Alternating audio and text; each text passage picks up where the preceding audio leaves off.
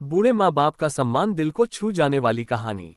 एक 80 वर्षीय व्यक्ति अपने 45 वर्षीय उच्च शिक्षित बेटे के साथ अपने घर में सोफे पर बैठा था।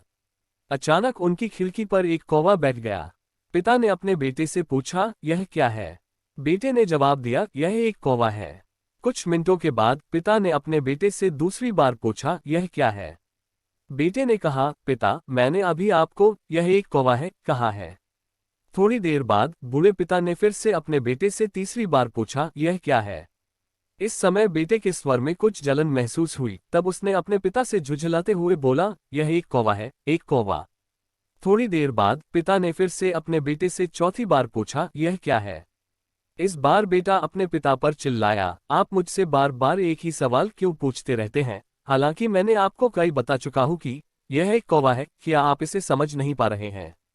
थोड़ी देर बाद पिता अपने कमरे में गए और एक पुरानी डायरी लेकर वापस आए, जिसे उन्होंने अपने बेटे के जन्म के बाद से बनाए रखा था। एक पेज खोलने पर उन्होंने अपने बेटे को उस पेज को पढ़ने के लिए कहा। जब बेटे ने इसे पढ़ा तो निम्नलिखित शब्द डायरी में लिखे गए थे, आज मेरा 3 साल का छोटा बेटा सोफे पर मेरे साथ बैठा था जब खिड़की पर एक कौवा बैठा था। मेरे बेटे ने मुझसे 23 बार पूछा कि यह क्या है, और मैंने उसे 23 बार जवाब दिया कि यह एक कौवा था। मैंने उसे हर बार प्यार से गले लगाया और उसने मुझसे 23 बार फिर से वही सवाल पूछा।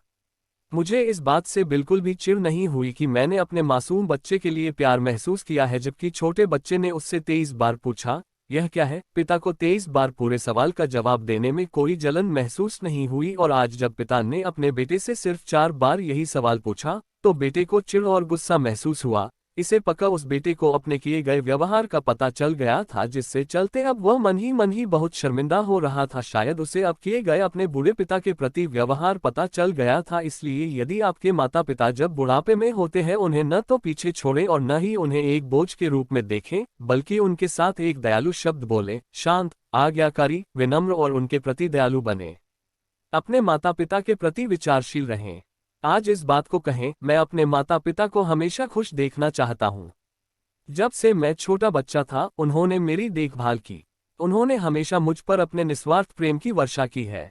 उन्होंने आज समाज में मुझे एक व्यक्ति के रूप में प्रस्तुत करने के लिए तूफान और गर्मी को देखे बिना सभी पहाड़ों और घाटियों को पार किया।